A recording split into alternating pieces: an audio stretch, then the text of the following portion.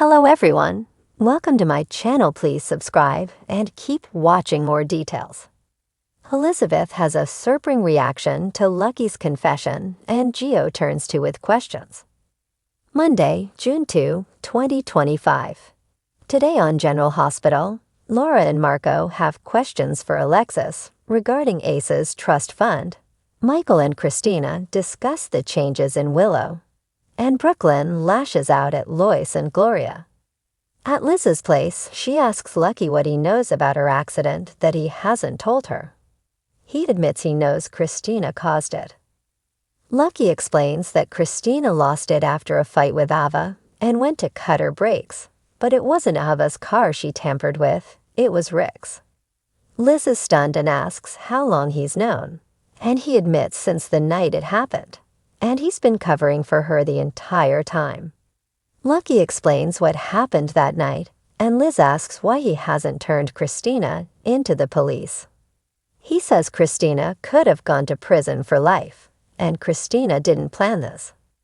It was a momentary lapse of judgment, and she tried to stop what she did. Liz says, but she didn't, and both she and Rick could have died. Lucky knows. And the only reason Christina isn't behind bars is because she and Rick are okay. He doesn't see how it benefits sending Christina to prison. Liz does. It might keep Ava from being killed. Liz asks, what if Ava upsets Christina again? Lucy insists that Christina sees this as a wake-up call, and she understands her mistakes. Liz asks why Christina's mother, the lawyer, can't help her.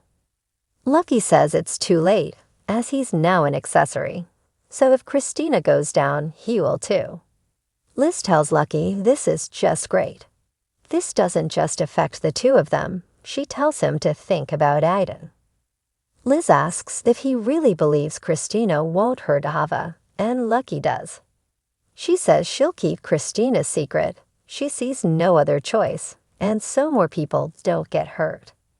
Liz is glad he was finally honest with her and asks what changed, why now. He knows being with him takes a big leap of faith, and he wants to be worthy of her trust. He says she's the most important thing in the world to him, and if she didn't survive, he couldn't handle it. Liz says, thankfully, she's fine, and they can move on from all of this. He kisses her cheek, and she says he managed to take a horrible situation and make it wonderful. It was wonderful having him here to take care of her, and she'll miss that when she gets out of this cast. Lucky says there are still things to look forward to, like the dinner he's making her tonight. He gets started on it. After Lucky gets up to start preparing the food, Liz finds a ring box he seems to have accidentally left behind on the couch. Christina stops by Carly's place and is glad she could catch Michael before court, as she has so much to talk to him about. Christina knows he always wants to see the best in people, and he wants to do right by his kids, and he may want to compromise with Willow. She tells him that it would be the wrong move. Michael is surprised to hear her say that, as she always gave Willow the benefit of the doubt. Christina says that was before she became obsessed with Drew. And it's just like when she was consumed with Sheila. Now she's bouncing the kids all over, which isn't good for them. Michael says it gets worse as Drew has bought property in D.C. Christina can't believe Willow would take his children from him like this, and this doesn't sound like Willow. Michael says Willow has chosen to prioritize Drew and destroy their family. Michael feels he and Willow never really knew one another, and they hid their dark parts from one another. Michael says Wiley and Amelia are no longer emotionally safe with Willow now, so he has to take them. Christina knows that when Willow walks into that courtroom, she'll see a whole new Michael. At Alex's office, Laura tells the lawyer she gets monthly statements for Ace's trust, and it seems $10 million is missing. Alexis explains she understands her shock, but she diversified some of the funds, and that is all. Laura is relieved, but surprised she's being so hands-on, seeing that she didn't want to be the trustee. Alexis says Ace's family, so she wants to ensure his trust fund is secure when he can access it. Laura tells Alexis not to overextend herself, as they know the Cassidy name carries baggage, and she doesn't want this to add to her stress. Suzanne interrupts with the investment funds portfolio that Laura was asking about. Alexis asks if she wants to go over them now, but Laura can't as she has other obligations. Suzanne congratulates Laura on the new member of her extended family that social media is buzzing about. Laura asks, takes off, and Suzanne feels terrible about what happened. Alexis says Laura actually had a right to know that information. Marco arrives to discuss the statements Suzanne had him pull on the Cassidy investments. Suzanne leaves them, and Marco tells Alexis that this fund seems to be a shell company, and these transfers look like money laundering. Alexis tells him it's taken care of, but he asks if she is sure she's okay with this.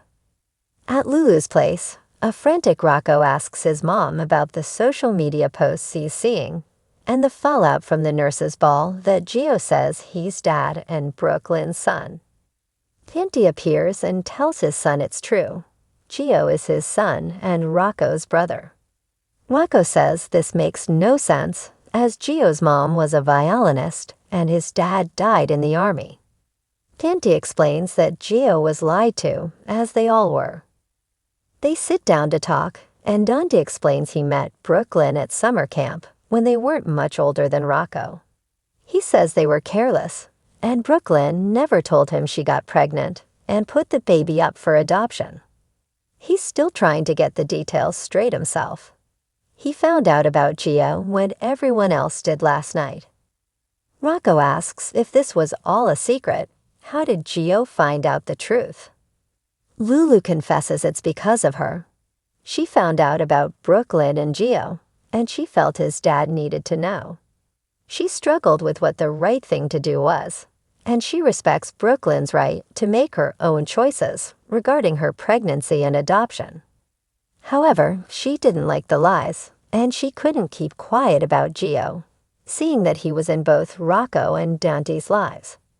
She didn't tell Gio, but she believes he overheard her talking to Lois about him. Rocco asks if he should reach out to Gio. Dante tells his son no, and this is on him to do. Dante takes off, and Lulu tells Rocco that she believes that with time, Gio will see that Dante is a good guy and a good dad, and he'll see how great it is to have Rocco as a brother. Just then, Laura arrives, having heard about the eventful nurses' ball. Gio turns up at Sonny's door. Sonny invites him in, but Gio asks if Sonny, before coming in, knew the truth. Sonny has his own questions and invites him in to talk.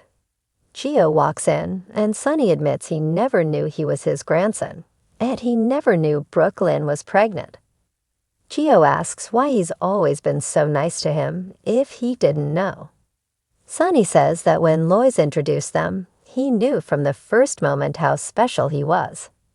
Gio thinks there is more to it. Sonny says Lois is his oldest friend, and the Cirillos are family, so he helped him because that is what family does.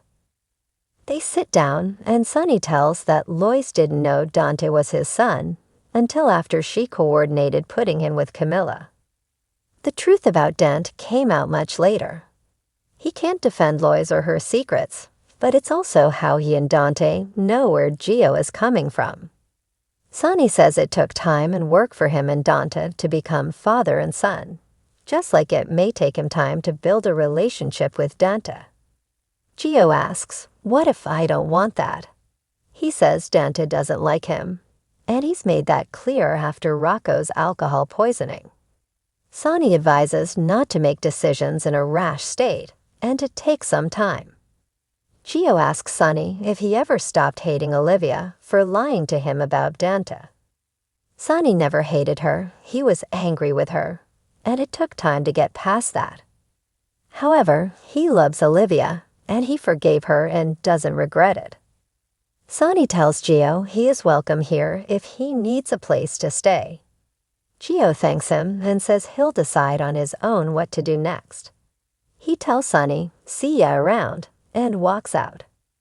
Later, Dundee arrives, and Sunny says he just missed Geo.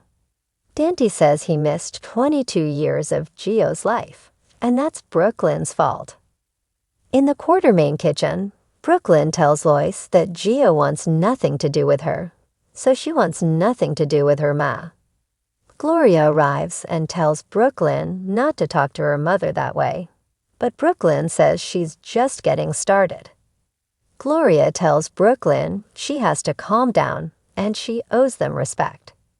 Gloria tells her that her teenage pregnancy didn't just affect her, it also affected Lois. Lois explains that Brooklyn said she didn't want to be a mother, so she did what she thought was best for her and Geo. Gloria notes that Lois lied to spare her daughter the pain, and it ate her alive every day. Brooklyn says hiding her child under her nose was sparing her. Lois says keeping Geo in the family was the only way to ensure he was cared for and loved. Gloria asks Brooklyn if giving him to strangers and never seeing him again would have been a better plan. Brooklyn says they don't get to twist this, as thanks to them, she didn't know Geo was her son. Lois and Gloria say they made sure Geo was loved and protected. That was their priority. Brooklyn accuses them of acting like they did nothing wrong.